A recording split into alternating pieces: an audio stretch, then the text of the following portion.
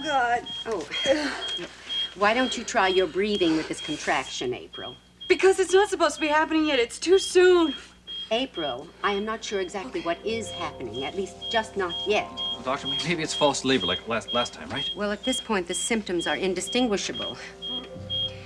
Are you saying that I could be having a baby any minute? Well, your contractions are more frequent than they were the last time, and I'm a little concerned about that. But the fetal heartbeat is strong. We'll just have to wait and see. Boy, babies certainly do have a way of choosing their own time, huh? Well, the most important thing is that you're here now, where we have a staff and facilities at your disposal. Doctor, I don't think you understand. The court reconvenes in less than an hour. Oh, you're not going anywhere, young lady, not at the moment. And I'm not going anywhere either until I find out what's happening with you. Well, Draper, if I'm going to have a baby right now, I sure would feel better knowing you're close by. Honey, the fact that you're going to have a baby, maybe today, is a legitimate excuse to cancel court this afternoon. But you can't stay. I'm not leaving until... You've got to go back to the courtroom. I'm not leaving until I see what's going on here. Draper, I don't want the trial delayed because of me. Oh, God, don't you understand? We got to get this whole ugly thing over with. Draper, I'm not going to be able to relax until that jury acquits you. Mr. Scott, I will not release April until I find out why she's experiencing these pains. And that could mean hours, even days of observation. It's okay. There might be plenty of time. You go back to the courtroom. Let's get this ugliness over with. Go ahead. Okay, sweetheart. If that's what you want, I'll do it. I love you. I love you. I'll keep you posted on April's condition. All right. Good luck. Come back soon. Okay. Any news, Jane? Oh, they're not sure whether it's false labor or the real thing this time. I'll phone Judge Oliveri's chambers and request a delay. No! April wants to get the trial over with. So do I. Mike, that's just what we're going to do.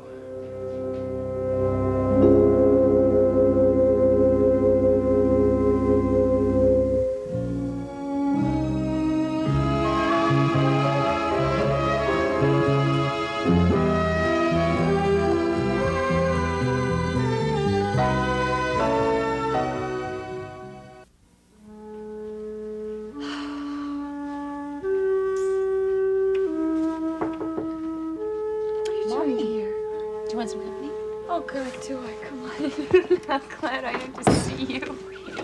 I thought everybody had left me with the court. Oh, no. They're all on their way, but, you know, Draper's gonna have plenty of people in that courtroom to care for him, and worried about you. I don't want you to be alone. Oh, thanks. Oh, excuse me. I gather that you may have a very impatient young lady on your hands. You know, I figured this all out. Now, Julia is a little bit upset. She didn't want to be in the courtroom this afternoon and hear Cliff Nelson deliver his summation to the jury. You'd be kicking up your heels, too, if you had to sit there and listen to that Nelson talk about how your father, or your husband for that matter, is a murderer. Look what I've got. Oh. Listen, even though this is a false alarm, you might get in a little bit of practice timing. Well, thank you. Even if it is a false alarm, it's kind of good timing, huh? I mean, I didn't want to go to that courtroom this afternoon. I didn't want to listen to Nelson anymore. I'll tell you when I don't want to be there. I don't want to be there when the jury comes in and gives the verdict. I know.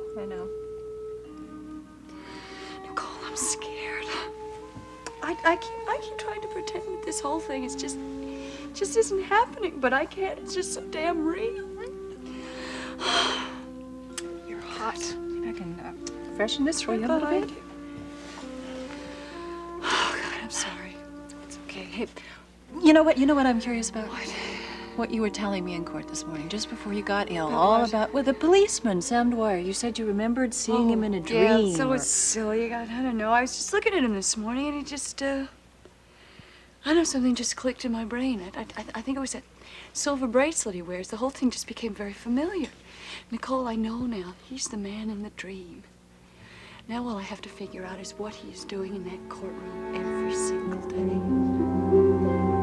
You know, some guys seem to have all the luck. The last time I was sent out of town, it was to alligator country in Florida. Calvin, when I was in L.A., I still tried to keep track of what was going on here in Monticello, especially with Draper's trial. Oh, you mean it made the papers out there? Every day.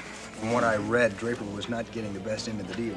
And that, my friend, is looking at it optimistically. Well, you know, the trial's almost over. They're going to give their summations this afternoon, and then the case is going to go to the jury. Really? Mm-hmm. Sounds like it's going to be a close one. What gets me is if Draper is found guilty, it's not going to be the jury or Cliff or Logan who's responsible. It is going to be us. Oh, Red, come on. Oh, you know it is true. Almost all of us had a hand in helping put this case together against Look, Draper. we were assigned to investigate Margot Dorn's murder, and that is exactly what we did. All we did was dig a deeper hole for Draper. We tried every way we could to find a way to help the guy. Now, what else were we supposed to do? We could have come up with an ingenious solution, one that would have cleared Draper. But we didn't now, did we? Tommy, we've got to get back to court.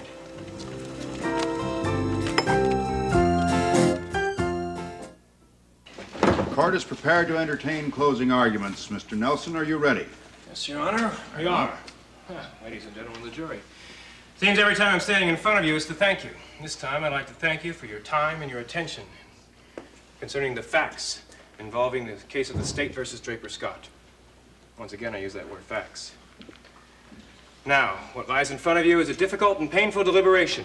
Now, admittedly, I am not asking you to return a guilty verdict against some hardened criminal. No, Draper Scott is just like any one of you. A member of this community in fine standing, with a fine reputation. Indeed, until the night of January 25th, he probably could be considered a pillar in the society here of Monticello. But that has nothing to do with his guilt or innocence. And it's that guilt or innocence that you have to decide. Now, when you return your verdict of guilty, Judge Oliveria may consider the past history of the defendant in deciding the severity of punishment. But that's not your concern.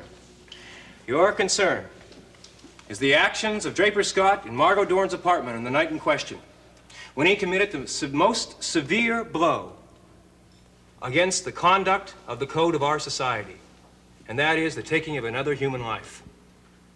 Now, the prosecution would not waste the time or the energy or the effort to bring Draper Scott to trial if we do not believe that this guilty verdict was deserved. We're not here just to gather convictions. We are here to serve justice, and justice can only be served by you returning the verdict of guilty. Now, I believe the prosecution has shown you enough facts to warrant only one conclusion, and that is upholding the charge of murder in the second degree against Draper Scott, because he surely, beyond a reasonable doubt, did commit this crime. Now, there are two things, I'm sure you know by now, which should be proven. One, that the accused had a reason to commit such a grievous act, or motive. And secondly, that the time and the place were at hand, or opportunity. Draper Scott had both. You've heard the witnesses. He did have a motive. Margot Dorn, through guile and deception, had cheated him out of a job which he coveted. And this was not the first time that she had played such games with his life. The anger which resulted in the assault had been festering for a long time. And Mr. Scott had opportunity. A thorough police investigation revealed that he followed his mother-in-law by scant seconds into that elevator to the penthouse.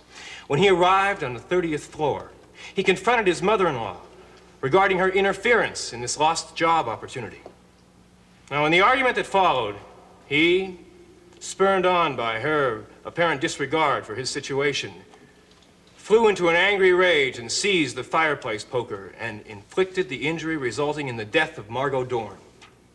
Now, he claims that he did not do this act. In fact, the entire case of the defense is based on his denial of involvement. Ladies and gentlemen of the jury, this just does not negate the facts. Now, suppose there were another perpetrator. Surely, in this apartment, sealed off from the rest of the world except by this one elevator, Draper Scott would have come in contact with the assailant. But he, by his own testimony, says he didn't. And the defense has never offered one idea as to an alternate suggestion as to how this crime could have been committed. And I offer to you it's because there are none. Now, like Draper Scott, Margot Dorn was also a member of this community in fine standing, with a fine reputation, owner of the television studio, a pillar of society in Monticello, who deserved to live a full and happy life. But Draper Scott saw fit to end that life in a moment of blinding rage. Now, I'm sure that you'll realize, as I have, that there are two victims in this case. Of course, there's the deceased, Margot Dorn, but there's also the defendant, Draper Scott, for they both have suffered for his actions that night. But you must return a verdict of guilty against Draper Scott. If you find him not guilty, if you find him innocent, then that's tantamount to your approval of his actions. You would be condoning the violent acts of any hot-headed citizen. Now, that is a very dangerous precedent. Now, if Draper Scott is acquitted, you'll be including the word anger as a legal justification for the taking of another human life. Now, this is something that you cannot and must not do.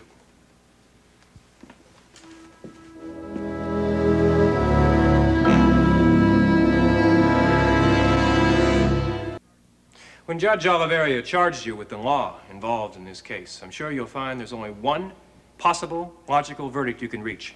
And that is to find the defendant, Draper Scott, guilty of murder in the second degree.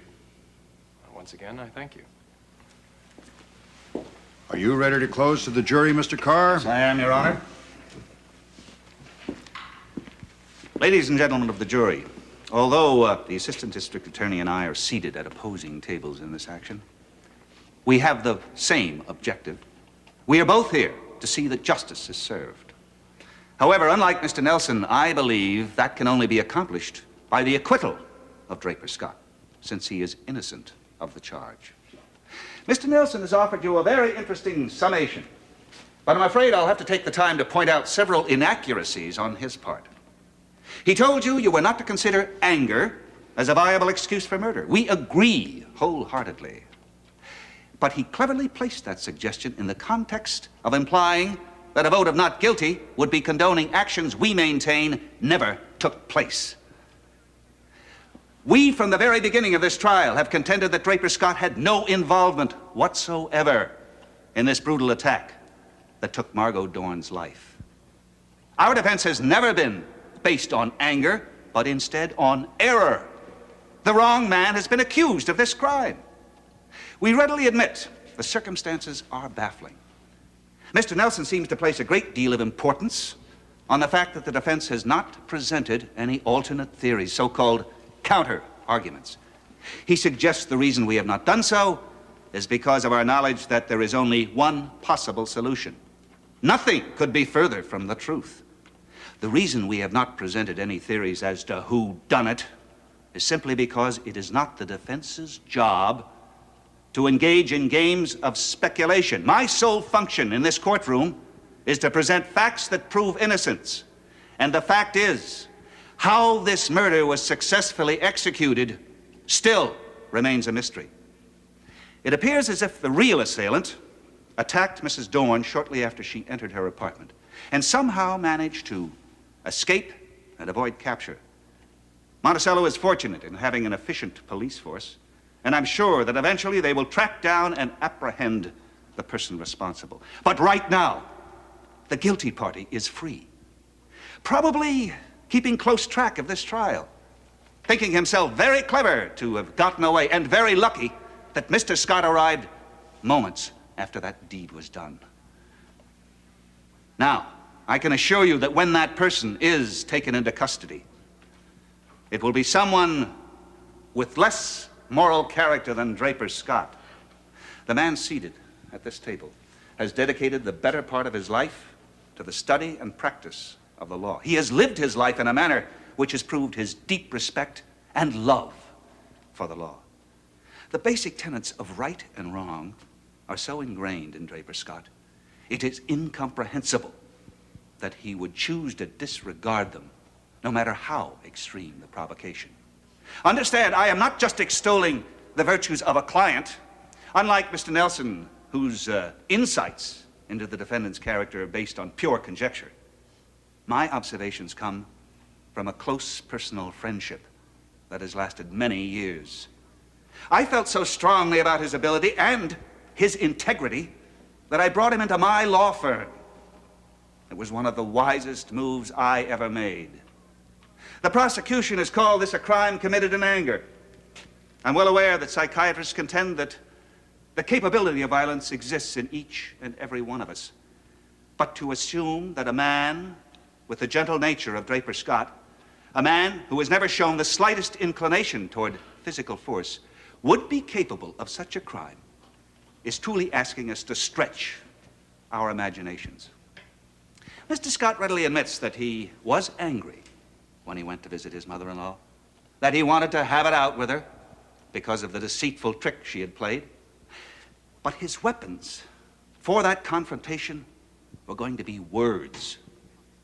He was going to vent his hostility in a perfectly civilized and legal manner. I can believe, given the circumstances, that Draper might have raised his voice. But to raise a poker and brutally beat her to death, never!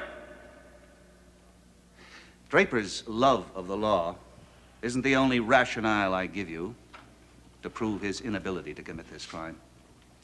He has another love, one far more tangible. His wife, April. He loves her with all his heart. She means more to life than life itself to him.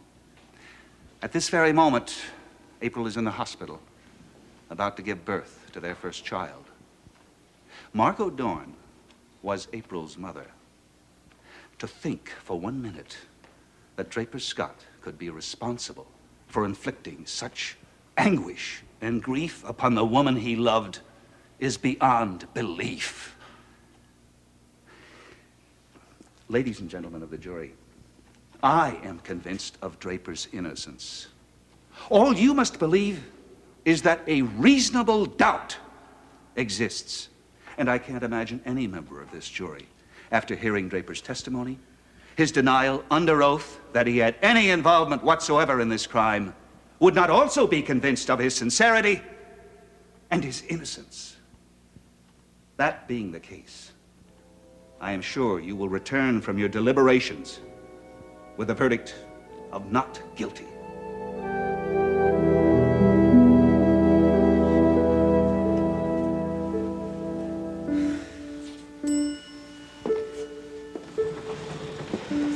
Nicole. How'd you hear? One of the house staff called and said April had been readmitted. Yeah, we may be an aunt and uncle a lot sooner than we thought we were going to be. She's gone into labor? Well, the doctor isn't sure if it's the real thing or not, but she's resting now. She asked me to leave the room. Well, I guess there's nothing we can do but wait then. It's 2 months early. I know. All right. Well, it may be all right. I mean, she's going to get the best of care, and so will the child. Look, as long as we're here, do you mind if we talk? No. Let's go around the corner, shall we? I wanted to tell you that Dr. Perry came to my office yesterday. What did she have to say? She suggested that I wasn't doing myself that much of a favor by trying to go through this withdrawal period by myself. I agree. She made a suggestion, told me about a place she thought I'd be wiser to go to speed up my recovery. Drug Rehabilitation Center. No. She thought I'd be better off at home. Well, you know, I agree with her. You'd be with people who love you and who want to help you get better. Are you planning to take her advice? I'm not sure it's a wise idea. Why do you feel that way? I don't understand. Well, for one thing, because it's still my problem. No, well, that is where you're wrong. It's our problem. Now, I may not have been fed any of that drug, but I've been suffering its effects just the same. Oh, that's exactly it. I don't want to put you through that kind of hell anymore. You are putting me through hell by not coming home. I was going to stop by last night and talk to you about this. Why didn't you? I was there. As I was about to come in, I saw Derek coming out of the house. Terrific, terrific timing. Miles, Derek was there for less than 5 minutes. He came there to discuss a forensic problem with you. You have to believe that. It was all I could do to keep myself from bursting in, ranting and raving all over again. Well, you didn't. Obviously, you kept your head. See? You're getting better. Well, I was able to walk away last night. I don't know if it happens next time, if I'll be able to do that. If it does happen another time, we can deal with it together. Nicole, I miss you so much. House is so empty without you. I've only stayed away because I loved you. You know that, don't you? Well, then would you come home because you love me? Are you sure that you want me to? I mean, even though I'm the way I am right now, are you sure you would want me back? More than anything in the world. then I'm coming home, Mrs. C.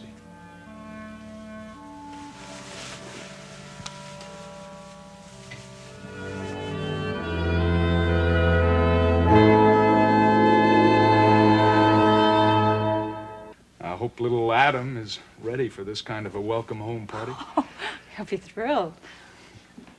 How's April? Have you talked to Dr. Buckley? No, we haven't. April was just fine. She was resting when I left her. What are you doing here so soon? The trial is over. Yes, Mike's closing remarks were very effective. Yeah, he was really terrific. The jury's begun deliberating, so we got permission from the court to come to the hospital and check on April. Look, I've got to see how she's doing. Excuse me. Where's my wife? Are you Mr. Scott? Yeah, I'm Mr. Scott. Where's my wife? Your wife is in the delivery room, Mr. Scott. The baby is definitely on its way.